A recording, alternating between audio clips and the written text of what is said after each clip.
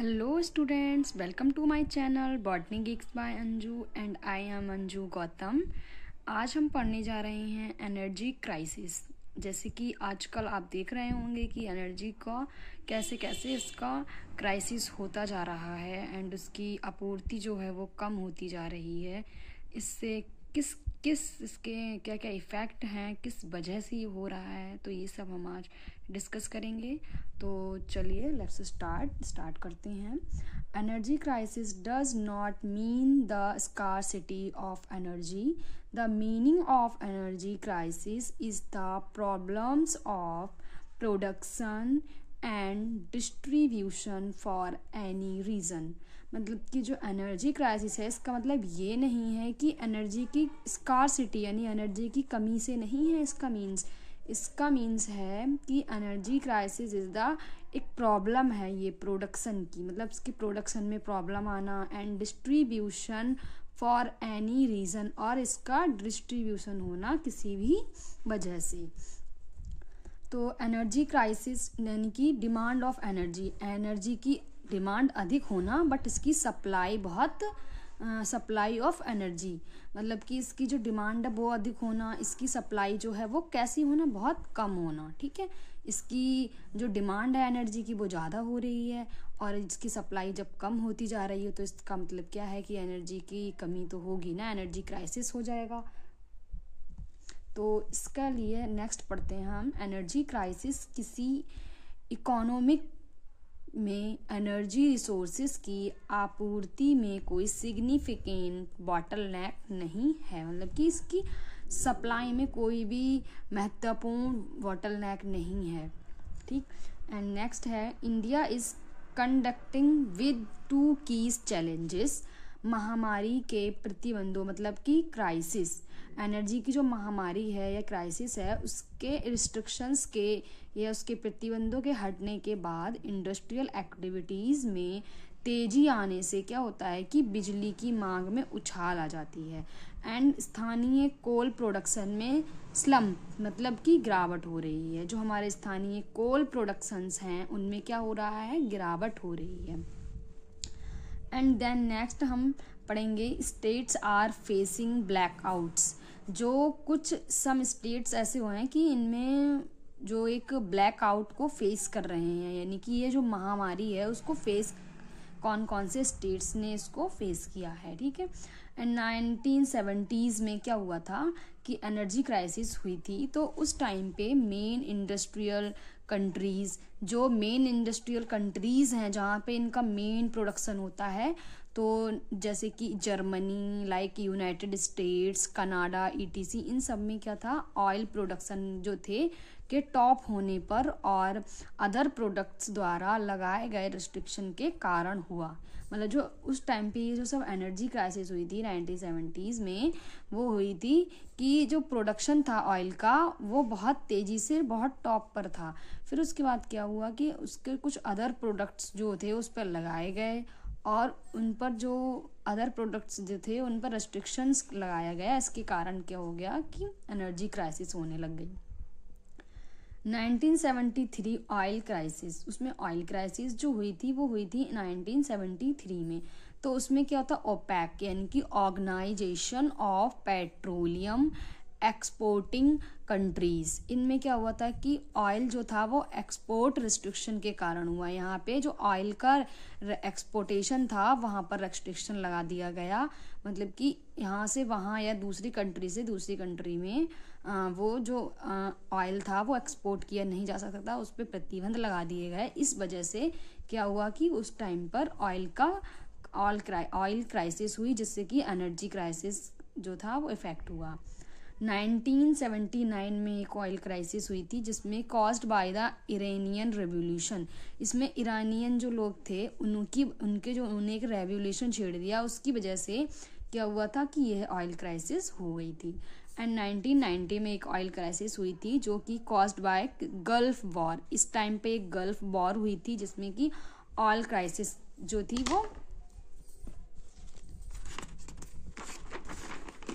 वो हुई थी। एंड देन नेक्स्ट हम पढ़ेंगे 2000 एनर्जी क्राइसिस। इसमें क्या हुआ था कि 2003 से पेट्रोलियम की मांग में कंटिन्यूसली ग्लोबल ग्रोथ के साथ साथ प्रोडक्शन में ठहराव, अमेरिका डॉलर के वैल्यू में फॉलिंग और अदर अनकाउंटेड सेकेंडरी रीजंस के कारण वैल्यूज में ग्रोथ हुई। क्या हुआ था कि जो 2003 में क्या हुआ था कि जो पेट्रोलियम की मांग में बहुत ज़्यादा ग्लोबल ग्रोथ हो गई थी, उसके साथ साथ उसको जो प्रोडक्शन था उसमें एक तरीके से बिल्कुल ठहराव आ गया था। एंड उसमें अमेरिका डॉलर के वैल्यू में वो क्या हुआ था, गिरावट आने लगी थी और अदर जो अनकाउंटेड सेकेंडरी रीजंस थे उनके कारण वैल्यूज़ में क्या हुआ था, वो ग्रोथ होने लगी थी। इस वजह से 2000 में क्या होता है, एनर्जी क्राइसिस हुई थी। एंड देन नेक्स्ट है 2000 से 2001 में कैलिफोर्निया इलेक्ट्रिसिटी क्राइसिस हो गया था। उसकी वजह से भी एक एनर्जी क्राइसिस को फेस करना पड़ा।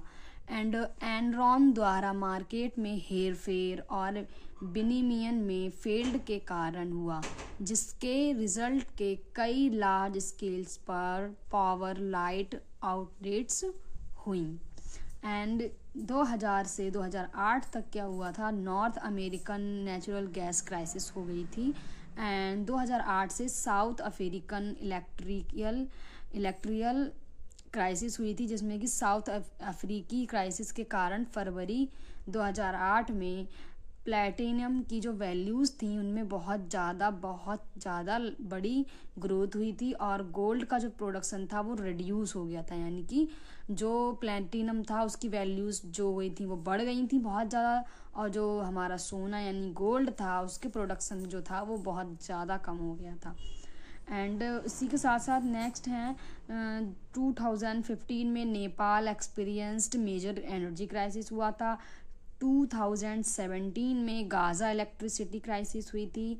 एंड 2019 में कैलिफोर्निया एनर्जी क्राइसिस हुई थी। एंड देन नेक्स्ट है 2021 में टेक्सास पावर क्राइसिस। एंड 2001 में ही ग्लोबल एनर्जी क्राइसिस को फेस करना पड़ा था। And then causes of energy crisis. Energy crisis के सब कॉजेज़ दिए गए हैं इसमें, जैसे कि ओवर पॉपुलेशन जब हो जाएगी तो एनर्जी जो क्राइसिस होगी वो एब्सोल्युटली बढ़ेगी।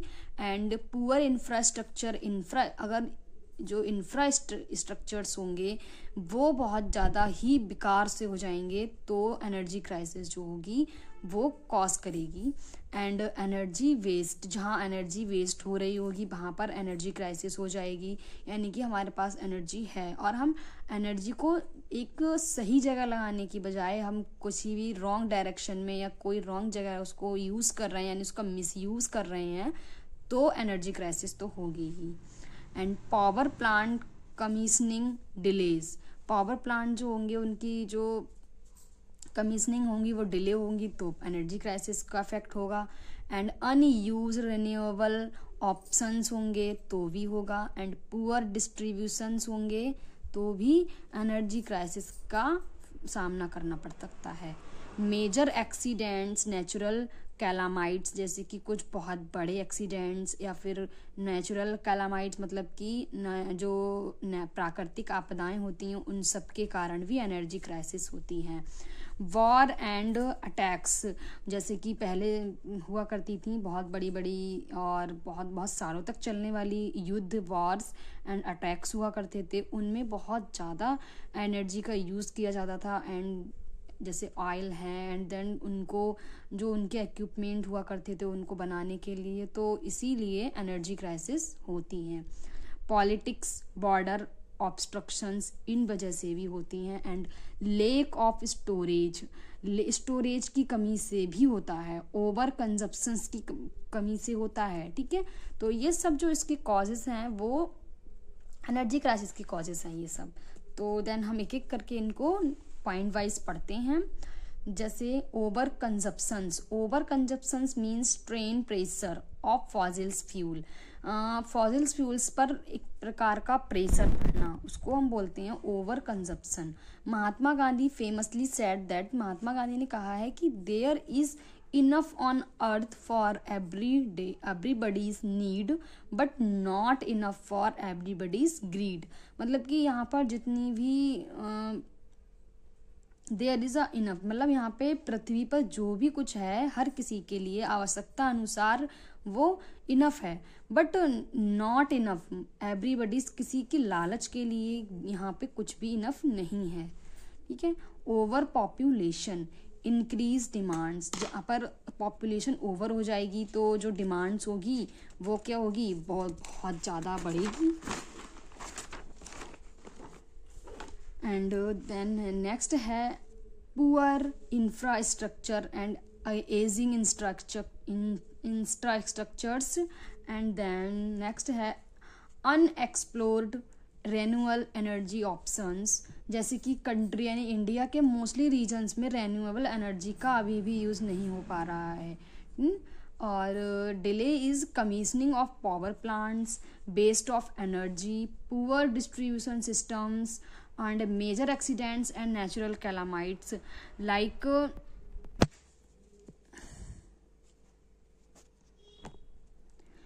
है major accidents like pipeline burst, जैसे कि पाइपलाइंस हो जाती हैं वो बर्स्ट हो जाती हैं, बड़ी बड़ी गैस लीक हो, गैस की या फिर ऑयल पेट्रोलियम ऑयल निकालने की जो जहाँ पे प्रोडक्शन होता है वहाँ की जो पाइपलाइंस होती हैं वो बर्स्ट हो जाती हैं। एंड नेचुरल कैलामाइट्स आ जाती हैं, आपदाएं लाइक इरप्शन ऑफ वोल्केनोज यानी ज्वालामुखी का इरप्शन, फ्लड्स और अर्थक्वेक मीन्स भूकंप, एंड फ्लड्स मीन्स बाढ़, ये सब।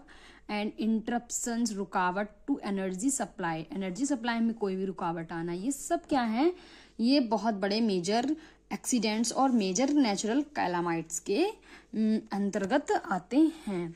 और वॉर एंड अटैक्स में क्या होता है, recent drone attacks on Saudi Arabian soil field, मतलब कि जो रिसेंट में ही क्या हुआ है कि जो सऊदी अरेबियन जो ऑयल फील्ड्स हैं उन पर ड्रोन से अटैक किए गए थे।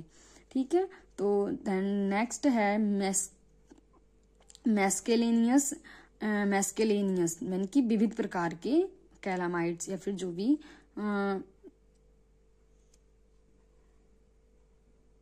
अटैक्स होते हैं। तो taxes hikes, strikes, military coups and political events, इन सब में ये सब होता है। ठीक है ना। नेक्स्ट है पॉसिबल सॉल्यूशंस। इनको सॉल्यूशन मतलब इनको जब ये फैक्ट या कॉजेज जो बनते हैं तो उनको सॉल्यूशन की भी जरूरत होती है, यानी कि उनको रोकथाम की, उनके कंट्रोल के लिए क्या क्या कोई ऑप्शंस दिए गए हैं।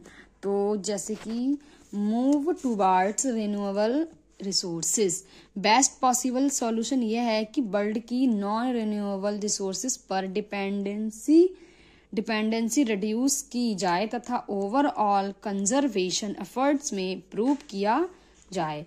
Y energy efficient products, LEDs, lighting controls. ठीक है। एंड देन नेक्स्ट है easier grid access, perform energy audit, source of energy supply, यानी कि एनर्जी को सप्लाई करने के क्या क्या सोर्स हो सकते हैं। World's energy supply various sources से आती है, यानी कि जो वर्ल्ड में यानी संसार में बहुत सी जो एनर्जी सप्लाईज होती हैं बहुत से रिसोर्सेज से आती हैं, जिनमें कि 2 टाइप के ग्रुप्स में इनको क्लासिफाइड किया गया है। फर्स्ट है रेन्यूएबल एंड नॉन रेन्यूएबल। ठीक है। तो रेन्यूएबल एनर्जी सोर्सेस क्या होते हैं, सोलर एनर्जी, जिसमें कि सोलर एनर्जी आती है, wind energy, hydro energy, geothermal energy and biomass energy, ये सब एनर्जीज जो होती हैं वो रेन्यूएबल एनर्जी सोर्सेस में आती हैं। तो जो सोलर एनर्जी सोर्सेस है वो क्या है, energy generated from the sun rays. इसमें क्या होता है, सोलर एनर्जी में जो जो एनर्जी होती है वो किससे जनरेट होती है? सन रेज से, either through photovoltaic panels and solar thermal system, और या तो वो सन रेज से होती हैं या फिर वो फोटो बायोटिक पैनल्स से और सोलर थर्मल सिस्टम से क्या होती हैं? जनरेट होती है सोलर एनर्जी, उसको बोलते हैं solar energy. Wind energy, wind turbines का यूज करके एयर से फॉर्म्ड एनर्जी है ये, ठीक है, कि जो विंड टरबाइंस होते हैं उनका यूज करके यह एनर्जी बनाई जाती है, इसको कि विंड एनर्जी कहते हैं। हाइड्रो एनर्जी, हाइड्रो एनर्जी का मतलब है वाटर से, एंड विंड एनर्जी का मतलब क्या, कहाँ से होता है? मीन्स होता है हवा से, यानी एयर से, ठीक है। और हाइड्रो इलेक्ट्रिक पावर प्लांट्स और टाइडल पावर टरबाइंस का यूज करके rivers, lakes, oceans, tidal currents में वाटर मूवमेंट से फॉर्म्ड एनर्जी कौन सी होती है? हाइड्रो एनर्जी होती है। जियोथर्मल एनर्जी क्या होती है? अर्थ कोर की, मतलब कि जो हमारी पृथ्वी की जो कोर है या परत है उसकी हीटिंग से जनरेटेड एनर्जी, जिसका यूज हीट करने, कोल्ड करने या पावर जनरेट करने के लिए किया जाता है, इसको बोलते हैं जियोथर्मल एनर्जी। बायोमास एनर्जी क्या होती है? कंबस्टन और एनारोबिक डाइजेशन और गैसिफिकेशन के through wood, crops, waste such as, जैसे कि ऑर्गेनिक सब्सटेंस से जनरेटेड एनर्जी जो होती है उसको बोलते हैं बायोमास एनर्जी, ठीक है। एंड देन नेक्स्ट एनर्जीज हैं हमारे